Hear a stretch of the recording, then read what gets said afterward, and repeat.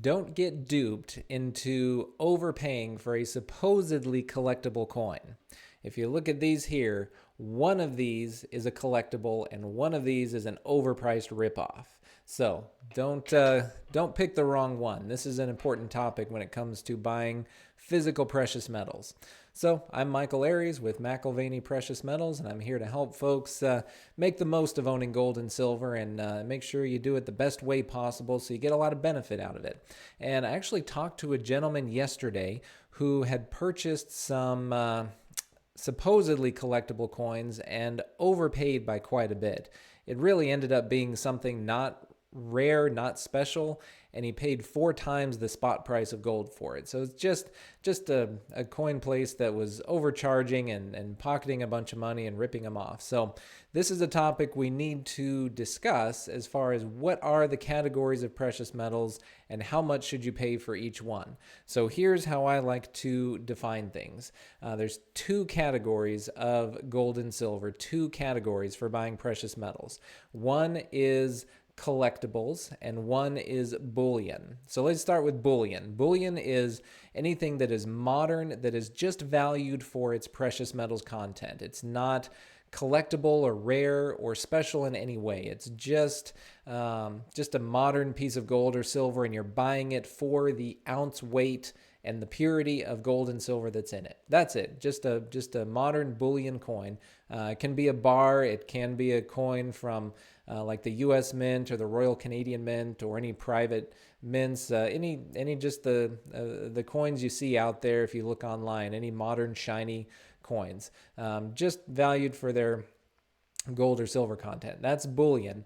The other category is collectibles. Now, with collectibles, then you're dealing with rare coins, something special, something in a nice grade that has survived in good condition. The fancy word for this is numismatics. If you have a numismatic coin, that is something that is rare or collectible. So those are the 2 categories. And the danger with buying gold and silver coins comes when those definitions get mixed a little bit, when they get conflated, when you think you're buying one and you're actually buying the other. And unfortunately, that happens a lot in the precious metals industry. It's kind of a trap that people fall into. So with collectible coins, it really should be something that is old and rare. Generally, something modern and new is going to fall into the bullion category. It's not going to be rare enough, not going to be special enough. Maybe 50 or 100 years from now, a collector will want it. But right now, being in the industry, I don't see enough demand for anything modern that a collector really wants. So that's maybe going to happen years down the road, but not now. An old coin, something that's 100 years old or more, can be a collectible. But in addition to being old, it's also got to have a low population. There can't be that many of them out there to pick from. So if it's rare, if there's not a lot of them, and it's old, and it's survived in good condition, if it's been graded by one of the coin grading companies like PCGS or NGC, and it comes out with a good grade, and it's old and there's not that many of them, that is a collectible coin. That is something where you can pay a premium above and beyond the precious metals content, and it's worth it. And that premium can fluctuate if there's demand from collectors, or if there's not a lot of interest at the time, that premium can be low. And if there is a lot of interest, then that premium can be high. But you're paying an extra amount over and above the value of the gold because it's special, because it's old, rare, survived in good condition. So these 2 coins I showed you before, which one is collectible and which one is not? Both of these are in a nice plastic case from PCGS, and they've both been graded. So this one over here, we have a $10 Liberty coin. It's a 1901, so kind of a common date, but it's a $10 Liberty that has been graded MS63 plus by PCGS. So that's a pretty nice grade for an old coin. And the $10 Liberties are a little more rare than the $20 Liberty coins. There's not as many of these. Common date, not necessarily a super low population, but still a nice old coin that survived in good condition. That's been graded. So this would be an example of an actual collectible coin. And how about this one? What is that? It is a 1/10 ounce Britannia from the Royal UK Mint. And gosh, does it have a year on it? It's 2011, I think. Yeah, and it says it up on the top of the label too. Oops, I'm getting blurry. Says it up at the top of the label. So 2011. So is 2011, that's not that long ago. Is that going to be a rare collectible coin? Well, someone that sells you a coin in a case like this might say that it is, and it says first strike at the top. I'll tell you, from being in the industry, nobody cares about that. Doesn't matter. But some places will sell this as a collectible, and this is not. This is a modern bullion coin. This you should just be paying whatever a 1/10 ounce coin is going for. And if you get it in a case like this and are just paying for the gold content, great. And if you pay any more than the gold content for this coin because it's in a case and someone says it's special, then you're getting ripped off. So don't do that. This is a collectible. This is an old US Liberty coin that survived in good condition. This is a modern bullion coin. Just get any 10th ounce coin you can and don't pay any more than just you would pay for a normal gold coin on the market when you're paying good prices. So that's it.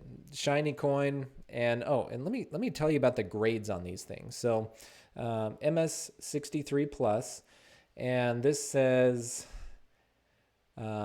70. Doesn't say MS, it says PR for proof because it's a proof like strike where it's got the mirror finish, but it says 70. So on the grading scale for coins, between the numbers of 60 and 70 are for uncirculated coins. Anything from 0 to 60 is a range of it being circulated and kind of beat up and how good it looks. But from 60 to 70, that's a coin that wasn't circulated in the general population. So it has come out without being worn down at all through the years. 60 is uncirculated. 70 is basically perfect. Right off the mint, no flaws whatsoever, absolutely perfect. So here's how the grading scale would go. If you have an old coin that has survived, somewhere between 60 and 70, that's pretty good. If it's gone 100 years, hasn't been circulated, has been stored in a nice place, it's gotten to this point and is still in that good a condition, that's great. That's great. This is 2011. So you know what? Of course it's going to be 70. So it's kind of meaningless. It doesn't matter.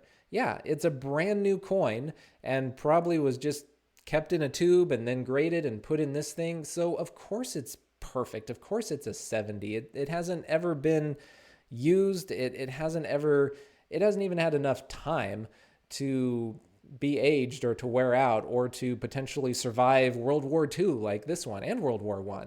So this is meaningless to be put in a case and graded as a 70. Of course it's a 70. It's from 2011 and it's never gone anywhere or been used. Of course it's a 70. So this will be sold as something fancy or special when in reality it's just a common modern coin, and any modern coin you get like this will come out as a 69 or 70. So don't pay more for this. Don't pay more for a modern coin that says a 70 on the grade. If you find a 100-year-old coin that's a 63, yeah, that's nice. Sure, pay a little more for that depending on the premium. Don't pay too much. Get some good advice on where the market's at, what's a decent premium, where's the history been on premiums? When's a good time to buy, when's not a good time to buy? When is demand strong, when is demand soft? Get advice on when to buy that, but if you're paying a little more for that, great. It's a 100-year-old coin that survived MS63. Great. 2011? No, who cares if it's MS70? Buy it for its gold content. Don't pay any more for that. So, again, I talked to a gentleman the other day who was buying a 1989 gold American Eagle. So, again, it was a modern coin like this. Paid way, way too much for it, but really just didn't get good advice from the shop he talked to, got ripped off. So don't get a modern coin that's graded that is supposedly fancy or rare. Sometimes they're just kind of hoarded, and these companies will create artificial demand for it because there's not a lot of these particular ones out there. But if it's a modern coin, there's lots of other gold eagles or UK Britannias that you can get. Just get any one of them. Find something old that you can't get another one of easily, and that can be a collectible coin that you have. But then also within these categories, buy collectibles the right way, and then since you're paying more for them, buy it if you like them, buy it if it's the right time and you can get a premium gain out of them down the road. But otherwise, for the most part, buy modern bullion where you pay a low premium and get the most ounces for your money, Right now, with the gold-silver price ratio, buy more silver than gold. Maybe have a portion of your money in collectibles, but you have to do it the right way. So make sure you get good advice on collectibles, and make sure you know the difference between something that is a collectible and something that is not a collectible, that is being overcharged and overpriced and is a ripoff. So hopefully this was helpful. This topic keeps coming up. There's so many companies out there that sell the modern coins the wrong way and overcharge for them, and it really bothers me. So hopefully this was helpful with kind of the two categories for buying precious metals and seeing examples of each one. If you have any questions, feel free to reach out to me. And if this has been helpful, then subscribe to my channel and comment. Let me know if there's any other topics you'd like to know about or any particular questions you have that I can address. And otherwise, I'll see you next time. Take care.